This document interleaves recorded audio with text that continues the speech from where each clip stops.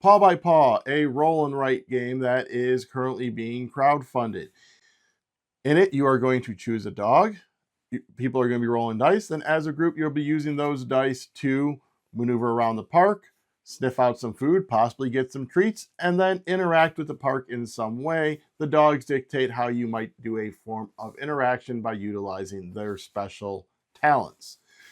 Stick around after break and I'll explain how that all works. And after that, I'll let you know who I think might want to back this. This is briefly how to play Paw by Paw Street Food Festival. So to set up, each person is going to need a sheet. They're going to need a writing utensil. They're going to choose which dog they wish to use for this game, and then they can go ahead and write a name on them. So I'm going to go with this one, and we're going to write Kakia. And then you are going to need to have 3 dice that each player is going to be sharing, and you are ready to begin. The game is going to play over 16 rounds. A round consists of one player rolling the dice, then all players using those 3 dice for certain actions in specific order. You are going to choose in which order you want to do them. You're going to write them in here, A, B, and C. A is going to be moving, B is going to be sniffing and feeding, and C is going to be interacting. So say I go ahead, I want to go with 215. So we'll go 215, and then you are going to circle this little bladder thing in your, or this little circle in your pee bladder. You then are going to work left to right and doing those actions. So first thing is going to be you're going to move. In your first move, you're going to come in from one of the corners. Every subsequent move, you are going to be going from where you last ended. You are going to move the exact number on the die. You are not going to be able to turn. You need to move in a straight line, and you cannot go through these solid lines. So you have the food carts and you have the walls on the outside of the park. If for some reason you cannot do a legal move, you are instead going to come back in from one of the 4 corners of the park. You also are not allowed to land on the same space twice in one game. So after you choose to move, so we'll say we come in here, it'd be 1, 2, and we have moved in, so we are ending our turn right there. You are then going to move to sniff or feed. When you sniff, you're going to look at that number, and if you sniff, you're just going to find the same number over here, and you're going to put a little check mark in that box. If, however, you end your move adjacent to one of these food vendors here, and you have sniffed the food at least once, you are able to circle a die, and that's going to allow you to end game scoring. You will not, however, be able to add any more tick marks to that box. So again, using this example, if I was next to this food cart and I had used a 1, I have already sniffed it. So I will circle the 1, and now I will no longer be able to put a check mark in the 1 of the food space. Alternatively, if I was here and was using a 2, I did not have anything sniffed there yet, so I would not be able to circle a 2. Instead, I would have to do the check mark. Then finally, you are going to use that last die to interact. There's a few different things you can do when you interact, depending on which space you are and what you choose to do. And you can either pee, meet, or use your dog's talent. In order to pee, you need to land in one of these 6 bushes. They are also mapped down here on the board. And when you pee, you're going to pee for the number that you are using for interacting, but you need to be able to cross off enough spaces in your bladder for that exactly. So I only have 1, so I would not be able to pee with a 5. However, if I instead used the 1 and had the 1s filled in, I could do that. So to show an example of the peeing, so we're going to jump ahead to I'm in the 3rd phase now. So we've moved over and we are in the bush. My interact one is 2. So I will cross off 2 of these. And then I'm going to find this bush down here, and I'm going to write a 2 in it. And I will not be able to mark that bush again, obviously, because you can't land in the same spot twice. If you land in a bush and your die value is not equal or less than the number of circles you have, you are not allowed to then do the P action. You need to be able to cross off that exact number of circles. The second option you have is the meeting. You have cats and children and dogs scattered around the park.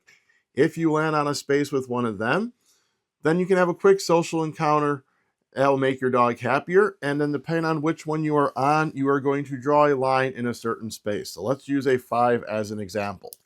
If I was on a space with a dog, I would draw or cross out, however you want to do it, 5 spaces in a row or a column. So 1, 2, 3, 4, and 5. If you do a child, then you can have a turn in that line. So you could go 1, 2, 3, 4, and 5. And then if you did a cat, you'd be doing a diagonal one. One of those wouldn't fit here, so we'll just say we had a 4, and you can go 1, 2, 3, and 4. So that is meeting. Finally, you have the dog's talent. Each dog has a different talent. The half-breed does tricks. You are going to train it a trick based on the number that you've used. So in this instance, if it's a 4, and if I am right here, I would draw a star and write a 4, and then I'd put a little check mark, fill it in however you want to, for the number 4 on the tricks.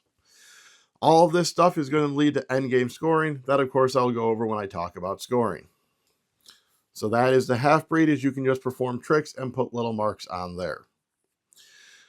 The Dalmatian is a little bit different. It's going to wag its tail and then interact with its surroundings. So we're going to say, for example, I am right here and I have a 5 for my talent. You are going to draw the little tail wagging symbol and put a 5 to denote that it's going to be 5. You are then going to be looking within 5 spaces, up, down, and left, right, and see what it all interacts with. So in this instance, you have this child. So you'll put a tail wagging there. 1, 2, 3, 4. You have this dog. So you'll mark off a child. You'll mark off a dog. You're going to look down. There's this cat. You'll mark off the cat. You got another dog up here. So you mark off the dog. But then going this way, there is a cat. 1, 2, 3, 4 away, but it's being blocked by the food vendor cart, so you would not put the tail wag on the cat. Then finally, we have the pug. So again, let's go ahead and pretend I am here, and we have a 3. You are going to place paw prints in adjacent spots to where you are, including your spot if you want. So then you can kind of just, however you want to draw a paw print, or if you want to go more like that, and then we'll say like that. So that is the pug's talent. Before I get into endgame scoring, let me explain the water bottle and how you can help mitigate some dice. When using dice, you can spend a water droplet from down here to change a die to any value. And when you do, you are going to put a circle in that column, so you can do it up to twice. Whenever you land on or go through these water spots on the map, you are going to fully cross out any that are left in one row, and you are then going to fill in the next column like so, then again being able to use those to change the dice. For final scoring, first thing you're going to do is looking up here on Sniff. You're going to score points based on the number of sniffs in the items that you gave your dog a treat for. It is going to be 1 point per square that you did that, and then you're going to multiply that by a certain number based on how many total snacks you gave your dog in those specific snacks. So if I had this done, and we'll go 1 here, and we'll say a couple down here. This would actually be 1, 2, 3, 4, 5, 6 total. I would not be counting the ones in the treats that I didn't give them. So that is going to go here, and you can see the symbols to know where you're going to go with those. This next one is going to be on their talents. So the half-breed is going to be scoring points based on how many of each trick they have done in each row. So if you've done the 1, then that's going to be 2 points. If you do 2 of a trick, it's going to be 6. 3 is 10, and 4 is 11. The Dalmatian is going to score points for children, dogs, and cats based on how many of them they have interacted with while wagging their tail. Finally, the pug is going to score points equal to the number of in their largest group of continuous paw prints on the map. So in this instance, this would be 3. If I start drawing more on here like this, I'd have 1, 2, 3, 4, 5, 6, 7, and that's not adjacent. So that's here in their towns. Next one is bushes. You're going to sum up the total of all of the bushes that they've peed in, and that total is going to go here. You are then going to see about points in here. What's going to happen is you're going to look at where you have filled in bushes. So say I have those 3. You're then going to connect the lines to those. So this one comes around here and this one goes right here. And then you're going to get points for any ribbons that are enclosed in that area. So in this instance, 2, 4, 5, 8 total points, and that would go there. Finally, you are going to get points for the happiness. You have certain ones in here that you can go ahead and get circled that are points. And then for every line and column, you get 2 points. Even these ones right here, that is a column. Right here is a line as well for this specific one there. You're going to total all that up to get your points for the game. High score is the winner. The solo rules are exactly the same. You play that, and then to get a certain colored ribbon, you need to score a certain number of points. Let's go ahead and get into my thoughts on this one. All right, so let's get into what I really liked about Paw by Paw. This is going to be kind of in relation to this and kind of in relation to the campaign. As you saw, we covered the Street Food Festival map. They are planning on having more maps in the campaign. I believe it's 3 or 4 maps. Each map's going to have different dogs, probably a different map layout, possibly other things can change. So the fact that they have the replayability built in that way. Roll and writes already kind of have some kind of replayability based on the way the rolls come and how you want to map yourself out and the decision spaces that you make there. But the fact that each map is going to have 3 different dogs that you can play with makes that whole different combination there. I will say this is kind of more of a multiplayer solo type of roll and write. You're not interacting with each other. You're not sharing the maps. You're not really comparing anything with each other. So it is going to be more so there. So if you are looking for something with a bit more player interaction, that's not going to be present in this one. But I think that works well to the type of style this game is of moving around the map, sniffing the things.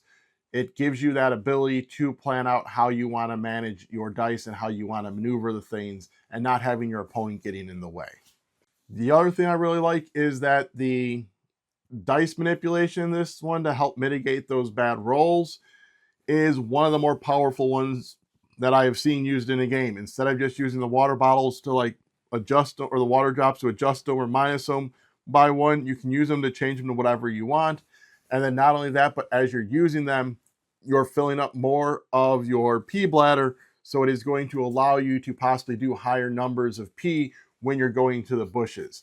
So it is helping you mitigate that bad luck element, and at the same time going to be helping reward you if you land in a bush to be able to get more points for that and to be able to possibly pee on more bushes if you maneuver them into smaller numbers even. And the other fun thing with this is on the surface, it seems almost linear of you're rolling 3 dice and the 1 die only does this thing, the 1 die only does this thing, then you have a little bit of agency with this 3rd die.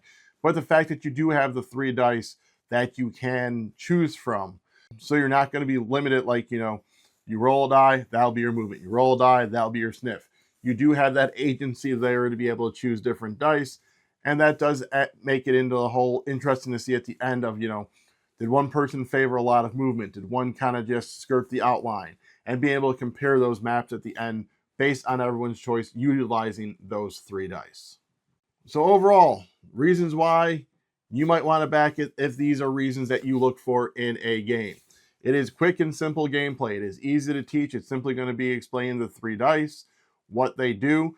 The only kind of more involved rules would be based on the dogs and how they score. But outside that, everything else, very simple, very easy to understand, and simple to explain. The ability to mitigate your luck with that dice manipulation, not only being so powerful, being able to change it to any number, but also that it does reward you in future turns to be able to allow your dog to pee more. That variability of different dogs with different maps, etc., if you're looking for that type of replayability, that is something that is also going to be present in this for you to want to be able to check out.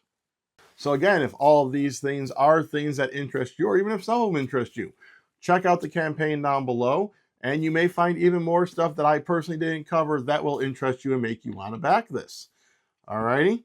So if I could please go ahead, while you're down below checking out that link, if you could go ahead and give us a like, a subscribe, a share, a comment, and ring the bell. Let me know, what is your favorite dog breed?